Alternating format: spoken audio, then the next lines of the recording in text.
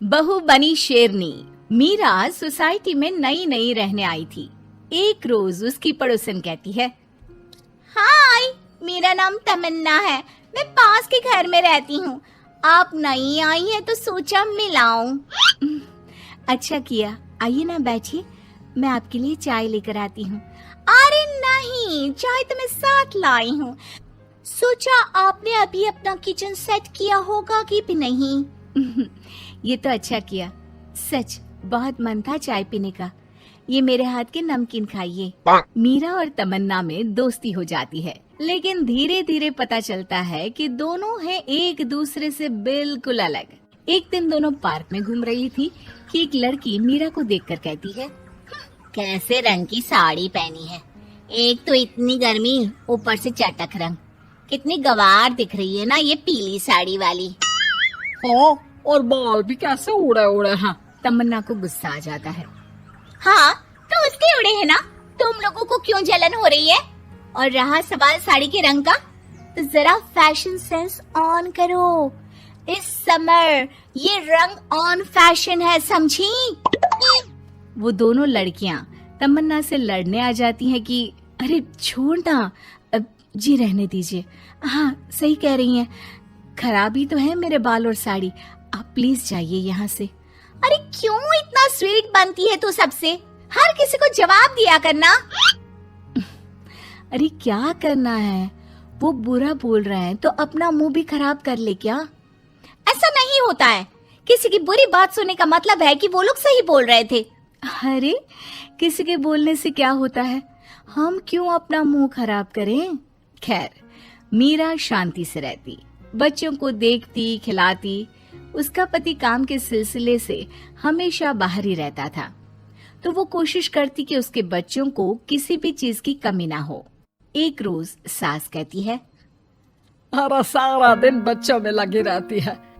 पता है बेटा यहाँ नहीं रहता मेरा, लेकिन मजाल है कि ये मेरा ख्याल रख ले। माफ करिए माँ जी, वो मयंक को स्पीच थेरेपी दिलाने ले गई थी, मैं अभी आपकी चाय बना देती हूँ। अरे चाय नहीं चाहिए, चाय पिला पिला कर मार दे तू।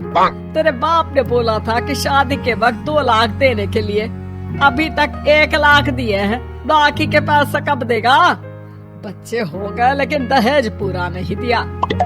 माँ जी, वो पैसे उन्होंने मयंक के पापा को बिजनेस लगाने में जो मदद की थी ना, उसमें दे दिए थे।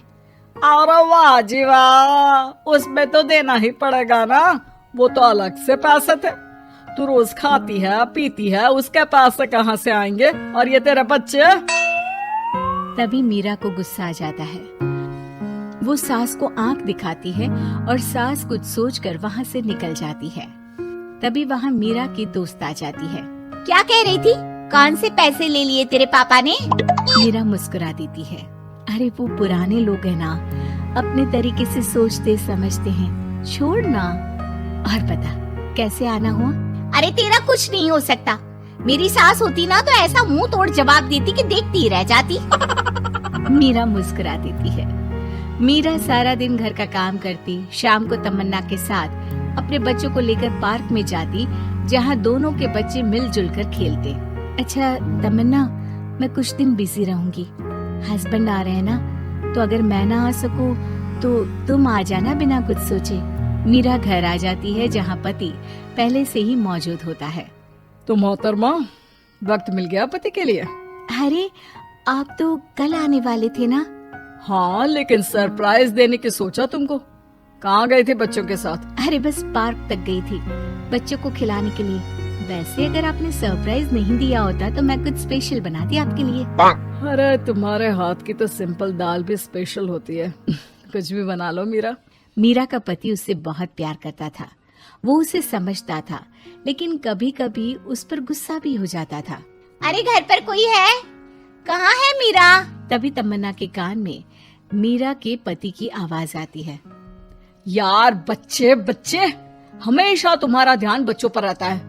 चलो ठीक भी है, लेकिन मेरा भी तो सोचो। तुम्हें कौन सी शर्ट साफ करने को कहा था और तुमने कौन सी कर दी? यार पता नहीं ध्यान कहाँ रहता है तुम्हारा। जरा सी भी स्मार्टनेस नाम की चीज नहीं है, न बोलना आता है न समझना। मुझे आपने सफेद शर्ट साफ करने को कहा था, ये सफेद ही तो है। अरे पागल औरत, मुंह से सफेद निकल गया होगा, ये नीली करनी थी। लेकिन तुम खुद की अकल लगाओ तब ना पता चले कि कौन सी करनी है। तमन्ना बाहर खड़ी सब सुन रही थी। उसने वहाँ से निकल जाने में ही भलाई समझी, लेकिन अगले रोज पार्क में। देखो, मुझे गलत मत समझना, मैं ये नहीं कह रही हूँ कि तुम अपने पति से लड़ो या उसका मुंह तोड़ दो, लेकिन अपनी बात रखना तो सीखो। जमाना ऐसा नहीं है कि कोई किसी को कुछ भी सुना दे और अगला चुप रहे। चुप रहना ठीक है, लेकिन एक लेवल तक। मैं समझ रही हूँ तमन्ना, लेकिन मेरा नेचर कभी रहा ही नहीं। हाँ, मुझे भी गुस्सा आ जाता है, लगता है गलती कहाँ है, पर समझ में ही नहीं आता कि बोलूं क्या। खैर, बात आई गई हो जाती है। एक दिन मीरा के घर में बैठ तमन्ना और मीरा चाय पी रहे होते हैं कि वहाँ मीरा का बेटा रोते हुए आता है। मीरा घबरा जाती है। क्या हुआ बेटा? बेटे का रो रो कर बुरा हाल होता है, वो सिसकियां भर रहा होता है। क्या हुआ बेटा, कुछ तो बताओ। तभी पीछे से मीरा की बेटी भी आ जाती है। क्या हुआ भाई को बेटा? माँ, नीचे एक अंकल ने उसकी हंसी उड़ाई, उसे तोतला बोला। मीरा को बेटी की बात सुनकर गुस्सा आ जाता है। वो दौड़कर पार्क में बेटी के साथ जाती है। तमन्ना भी मीरा के पीछे जाती है। कौन थे अंकल? हाँ, वो लाल शर्ट वाले। क्या आपने मेरे बेटे को तोतला बोला? हाँ, क्योंकि वो तोतला रहा था। तोतला कहेगा। मीरा गुस्से से लाल हो जाती है और जोर जोर से चिल्लाने लगती है। मजाक समझा है क्या? किसी बच्चे के तोतलेपन को दूर करने के लिए माँ कितनी मेहनत करती है। मैं रोज उसे सबके सामने बोलने के लिए प्रेरित करती हूँ। बड़ी मुश्किल से मेरे बेटे ने बोलना सीखा है, उसे भी चुप करा दिया आपने। क्यों? मुझे माफ कर दीजिए। आपका बच्चा होता तो क्या उसका भी आप ऐसे ही मजाक उड़ाते? देख लीजिए मिस्टर, साफ बता दे रही हूँ, भूल से भी मेरे बच्चों का मजाक उड़ाने की कोशिश की तो बहुत ज्यादा बुरा हो जाएगा। तमन्ना दूर खड़ी मीरा का ये रूप देख रही होती है।